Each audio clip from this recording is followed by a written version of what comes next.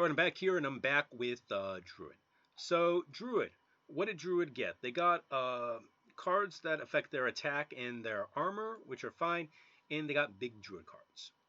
Generally, these cards are not really good for Druid, but I think this set, they gave Druid a lot of really powerful cards, especially in the rares. So, let's get right into the Druid cards here. First one, Peaceful Piper. 1/1. Draw a beast or discover one. So this is going to be discover a beast. So a 1/1 that discovers something, I mean, that's always going to be good. That is going to be that's going to be a 4-star card. I mean, we know from other cards that 1/1s that discover things are 4-star cards. Okay. Next one here, Spread the Word. Yeah. Or is it Spread the Word? Spread the Word, draw 4 cards, cost 1 less for each attack your hero has. So, this can pretty easily get down to 1 or 0 mana, draw 2 cards. But you need to have the right cards for it, and that's going to be the problem. 4 mana, draw 2 cards is but okay, I still think it's like a little bit better than Arcane Intellect. So ultimately, Spread the Word, that would be a 3-star card for me.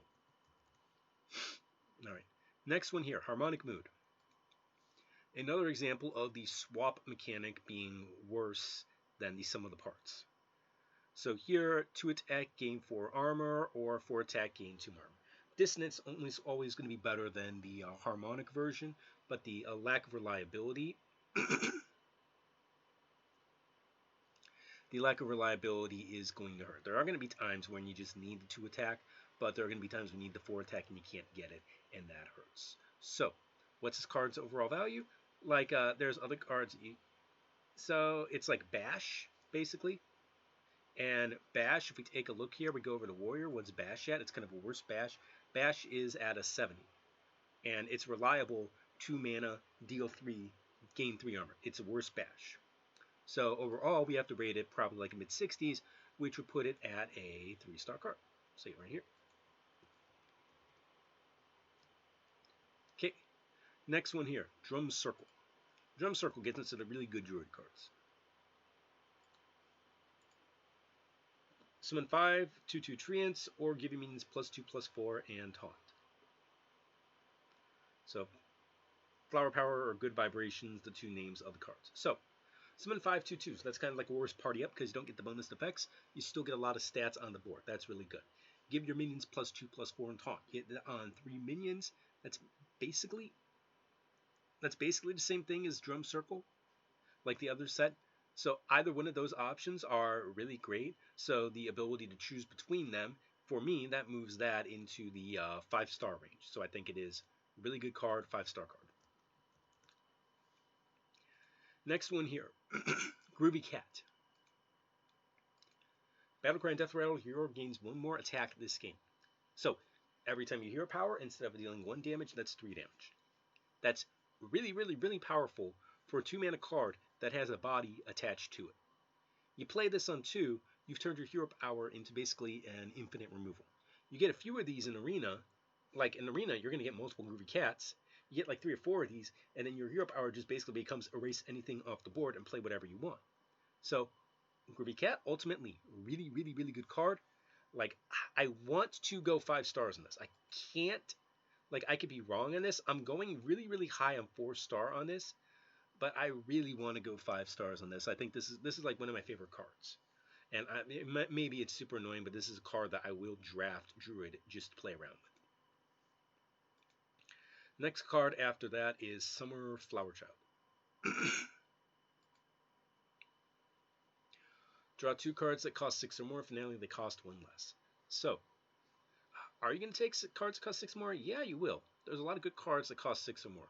Like, we can go here. We can go Arena, Druid. Like, not just whatchamacallit, not just like class cards, but can be neutral cards as well. Let me see here. Do I have anything said here? Okay, 6 and 7. Like, you take a look here. I'm just modifying this. Like scales. Actually, let's modify the sets here. So core, next, and da. I mean, Miracle Growth, Unending Swarm. People take those. The Wampa people take. Druid of the Claw people are going to take. Stoneborn General people will still take. I mean, you see, you're going to get these cards. You'll probably get 2 or 3 or 4 of these cards in your deck. Some of them legendary, some of them real powerful cards. So it's going to draw something.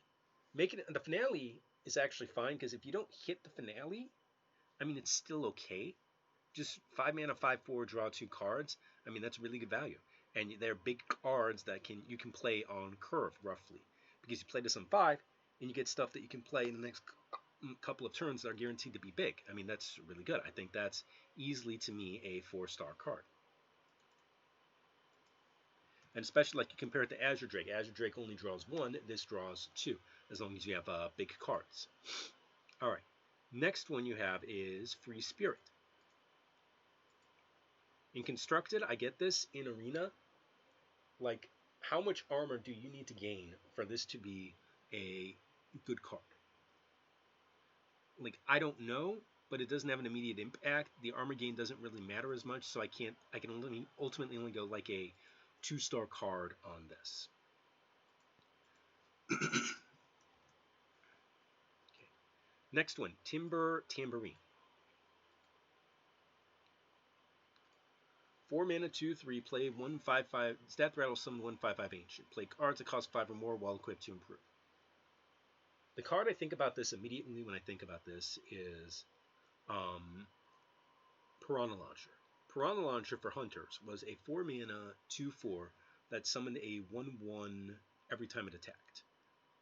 So you got 4 1/1s based off of the card. And that was a card that I myself doubted, and turned out to be really, really, really good. So a 4 mana, 2/3, where you're guaranteed to get at least 1/5/5 is really, really, really good. And then all you have to do is play on curve, and you can get like 3 5/5s out of this card. I mean, that's insane. You can hold this, and you can play whenever you just need a massive tempo swing. That's insane. I mean, you start slow, but you're going to get that value later. So ultimately, I think that this is a 5-star card. I think that the guaranteed value that you are going to get more than outweighs like the immediate tempo loss that you take on playing this. And then finally to the legendaries. First one, Zog Foxsnout. Summon 2 1/1 Quillboards of Taunt, improved by your hero's attack and armor gain this turn. So my immediate thought is Cenarius. If we go to Cenarius here.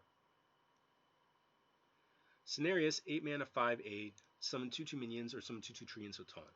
This is 9 mana. You get the hero power, 6/6, 5/8, similar. You summon 2/2s with Taunt. I mean, that's good. Or you can play this with something like a Harmonic Mood, or you can play it with other cards that can buff your attack. So ultimately, I think that this is a 4-star card, just because you're going to get a lot of value. It's worse than Cenarius because you don't get the buffs, but it's a 4-star card because I think it's going to be a lot easier to just get a giant board with this. And then your last card, the other legendary, is going to be Rhythm and Roots. So, Rhythm and Roots, 4 mana, choose secretly. Summon 3/5/5 Ancients in 2 turns, or 8/8 Giants in 4 turns. So, if you've got like a really, really, really powerful removal, like Flipper Friends or Scales of Onyxia, neither of which is going to be in the current arena, just double checking here, nope. So I was going to say, if you had those cards, then I can maybe see an argument for taking the 8/8s, because on turn 5 because on turn 7 you want to play the Scales as a removal. Or sorry, like you don't want this clogging up your board when you have Scales going in. So it's basically 4 mana to get 3 guaranteed 5/5s. What's that? I think that's good. I think excuse me. I think that is a low 4-star card, but I do think it's a 4-star card. I don't think there's going to be a case where you want to take the 8/8s, because you're giving up 2 turns for +3/+3 when you're already getting 2 turns for +5/+5. It just doesn't make any sense. Okay, so overall, that's Druid. A bunch of good cards, bunch of solid cards, and I will see you guys in the next class. See you then.